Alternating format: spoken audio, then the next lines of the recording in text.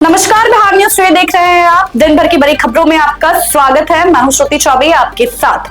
आज दिन है गुरुवार और तारीख 12 फरवरी। आइए नजर डालते हैं बिहार की आज की मुख्य खबरों पर। उप मुख्यमंत्री विजय सिन्हा ने कहा कि भूमि विवाद को अगली पीढ़ी के लिए अभी शाप नहीं बनने दिया जाएगा। उन्होंने बताया कि जिन जमीनों का सर्वे नहीं हुआ है उनका सर्वे अगले 2 वर्षों में पूरा करने का लक्ष्य रखा गया है। जनसुनवाई में 46 लाख शिकायतें मिली हैं, जिनमें 40 लाख आवेदन जमीन रिकॉर्ड सुधार से जुड़े हैं। बिहार में अपराध के आंकड़ों को लेकर सत्ता और विपक्ष के बीच फिर तकरार तेज हो गई है। विधान परिषद में गृह मंत्री सम्राट चौधरी ने 2004 और 2024 के अपराध आंकड़े पेश किए, जिस पर राजद ने सरकार को घेर लिया। राजद नेता अब्दुल बारी सिद्दीकी ने बढ़ते अपराध को लेकर सरकार को फेल बताते हुए तीखा बयान दिया। उन्होंने कहा कि अगर ये मंगल राज है तो पुराना जंगल राज इससे बेहतर था। मंगल राज या मंगल राज का जो तुलना करते रहते हैं तब तो आंख खुल गई होगी ना कि 1,15,216 से बढ़कर मंगल राज में 3,52,000 हुई और चोरी 11,518 से बढ़ के 22,760 हुई।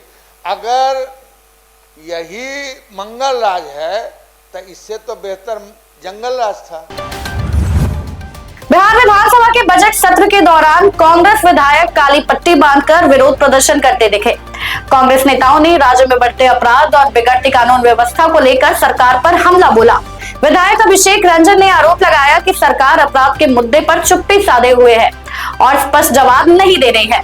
विपक्ष ने सदन में अपराध नियंत्रण पर गंभीर चर्चा और ठोस कदम उठाने की मांग कही है। मुख्यमंत्री जी का स्थिति बयान करने के सामने जो बिहार की जो स्थिति अपराध बढ़ रहा है और उसके खिलाफ वो चुप्पी साधे हुए हैं। बस जैसे नीट छात्रा मौत मामला दरभंगा में 25 नीट छात्रा का जो मामला है एक पटना का मामला है। आज बिहार का हर जिला दरभंगा में हुआ है, मोतिहारी में एसिड अटैक एक लड़की पे हुआ है और लगातार हर जिला आप आंकड़ा देखिए तो अखबार के जो पन्ने हैं वो अपराध से भरे। कोलैप्स कर गया और आप लोग क्या नीतीश का इस्तीफा। दरभंगा में नाबालिग रेप पीड़िता के घर पहुंचे प्रशांत किशोर ने पुलिस कार्रवाई पर सवाल उठाए।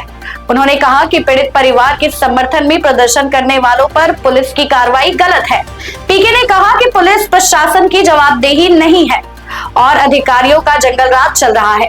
उन्होंने मांग की कि पीड़ित परिवार के साथ मानवीय आधार पर व्यवहार किया जाए।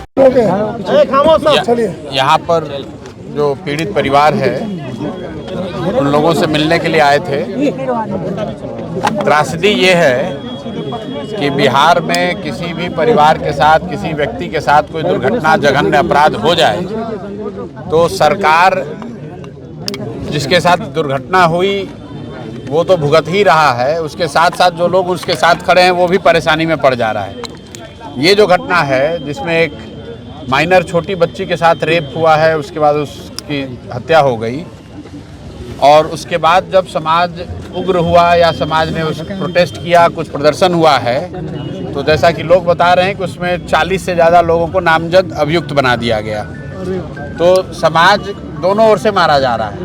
एक तो पुलिस की गलती है कि किसी के परिवार के साथ, किसी के बच्चे के साथ इतना बड़ा जघन्य अपराध हुआ और उसके खिलाफ अगर किसी ने आवाज़ उठाई, कोई आक्रोश प्रदर्शित किया तो उसके बदले में 40 लोगों पर केस भी लगा दिया गया। बिहार विधानमंडल विवाद के बाद राजद और जेडीयू के बीच तीखी सियासी बयानबाजी शुरू हो गई है। दोनों दलों ने सोशल मीडिया पर एक दूसरे पर व्यक्तिगत हमले करते हुए तीखे शब्दों का इस्तेमाल किया। यह विवाद मुख्यमंत्री नीतीश कुमार और राबड़ी देवी के बीच सदन में हुए नोकझोंक के बाद और भड़क गया है। सदन में हंगामे के चलते विपक्षी सदस्यों को मार्शल आउट भी किया गया। राजनीतिक विश्लेषकों का कहना है कि आने वाले दिनों में सियासी टकराव और बयानबाजी बढ़ सकती है। बिहार सरकार ने तैयारी 4 शिक्षक भर्ती की प्रक्रिया शुरू कर दी है और रिक्तियों की फाइल बीपीएससी को भेज दी गई है। इस बार नया नियम लागू होगा जिसमें उम्मीदवार को सिर्फ एक ही स्तर प्राइमरी, मिडिल या हाई स्कूल में अंतिम चयन मिलेगा। लगभग 45,200 पदों पर बहाली होगी, जिसमें सबसे ज्यादा सीटें +2 स्तर पर है। सीटें कम होने से कट ऑफ काफी ऊंचा रहने की उम्मीद है, जिससे प्रतियोगिता और कड़ी होगी। पटना सिविल कोर्ट को गुरुवार को फिर बम से उड़ा देने की धमकी मिली, जिससे पुलिस और प्रशासन अलर्ट हो गया। सुरक्षा जांच के कारण कोर्ट दोपहर तक बंद रखा गया और परिसर की सर्चिंग की गई। आज पप्पू यादव की पेशी भी होनी थी, लेकिन धमकी के बाद समय तय नहीं हो पाया। यह 7वीं बार है जब कोर्ट को धमकी मिली है, जिससे वकीलों में नाराजगी है और कार्य बहिष्कार का फैसला लिया गया है। पटना के IGIMS में मरीजों की सुविधा बढ़ाने के लिए 1200 बेड का आधुनिक सुपर स्पेशलिटी अस्पताल बनाया जा रहा है। यहाँ इमरजेंसी, ICU, सर्जरी और सुपर स्पेशलिटी इलाज की पूरी व्यवस्था होगी।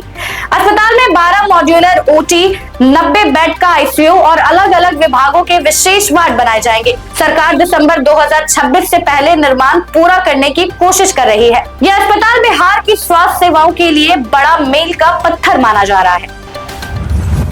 कानपुर की RSPL ग्रुप की डेयरी कंपनी नमस्ते इंडिया बिहार में 350 करोड़ रुपए का चरणबद्ध निवेश करेगी।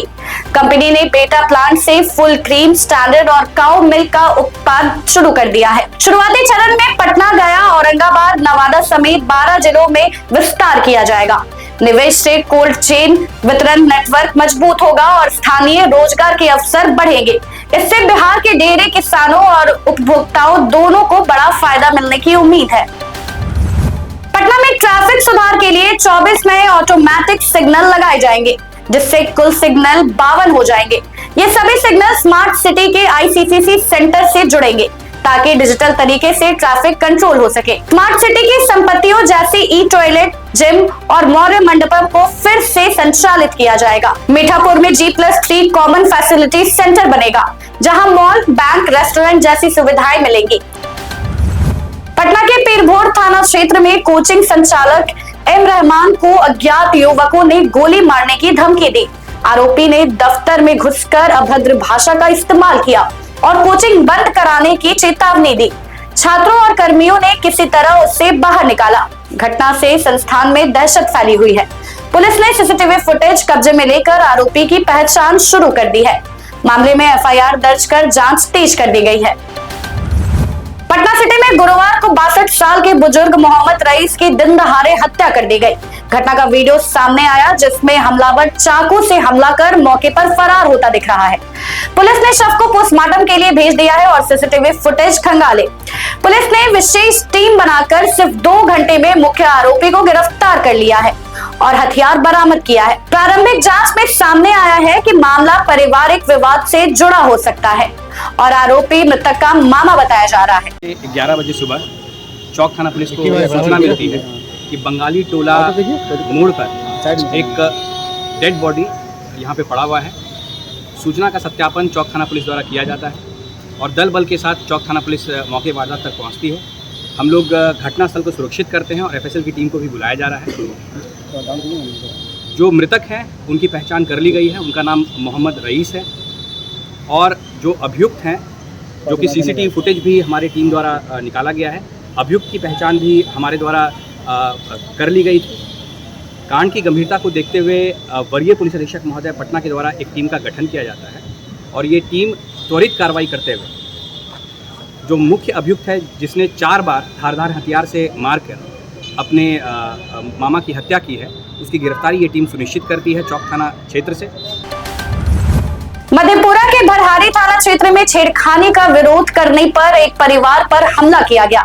आरोप है कि मनचलों ने घर में घुसकर मारपीट की और दहशत फैलाने के लिए फायरिंग भी की। घटना में सुमित कुमार गंभीर रूप से घायल हुआ, जिसका इलाज मेडिकल कॉलेज में चल रहा है। परिजनों ने आरोपियों की गिरफ्तारी और सख्त कार्रवाई की मांग की है। इस घटना में महिलाओं की सुरक्षा और प्रशासन की कार्रवाई पर सवाल उठा दिए हैं। हमरा घर में एक भगिनी रहे, ओकरा साथ बार-बार छेड़खानी करे रहे, बार-बार ओकरा टॉर्चर करे रहे, ओकरा मना करल गले, सतर्क करल गले। एक बार और दंगा फसाद कल के तो छोटा मोटा कार्रवाई भले तो वो हटा दिल गले। आ फिर छत पे जाकर गोली फायरिंग कल के 10 बजे का आसपास। फिर दोबारा हमरा ने ओकरा से उलझे के कोशिश के लिए हम अपना परिवार के हम सेठ लिए, तो उ सबके मौका देख लल के जब सब हमरा घर से निकल गए, CID लगा के हमर देवर के पकड़ के बहुत मार लगे 4 बजे का आसपास। दानापुर रेलवे स्कूल में लंगोरों का आतंक बढ़ गया है। जिससे बच्चे और शिक्षक डर के साए में हैं। पिछले 5 दिनों में बंदर स्कूल में घुसकर छात्रों और शिक्षकों पर हमला कर रहे हैं। बंदरों को भगाने के लिए शिक्षक लाठी डंडा लेकर मैदान में उतरने को मजबूर हो चुके हैं। लगातार हमलों से छात्रों और अभिभावकों में दहशत का माहौल है। स्कूल प्रशासन ने वन विभाग और प्रशासन से जल्द कार्रवाई की मांग की है। विद्यालय में लगभग 20 बंदर लंगूर टाइप वाले आ गए हैं और जो लड़कों पर अटैक कर रहे हैं। 3 बार अटैक किया लड़कों पर, लड़के बच गए। एक टीचर पर भी अटैक किया परंतु काट नहीं पाया। एक कुत्ता है जो उसको दौड़ा करके किसी तरह से, और सब टीचर लाठी ले करके जो है बच्चों को काटने से बचाने का प्रयास कर रहे हैं। बिहार में सुबह शाम ठंड और कोहरा महसूस किया जा रहा है, लेकिन दिन में धूप निकलने से मौसम सामान्य हो जाता है। बगहा और कुछ जिलों में घना कोहरा है, जहां विजिबिलिटी काफी कम हो गई है।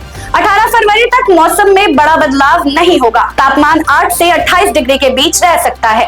48 घंटे बाद तापमान 2-3 डिग्री बढ़ने की संभावना है। ये मौसम गेहूं और दलहन की खेती के लिए अनुकूल माना जा रहा है। फिलहाल के लिए बस इतना ही। बाकी की अपडेट्स के लिए बने रहे बिहार न्यूज टुडे के साथ। तब तक के लिए धन्यवाद।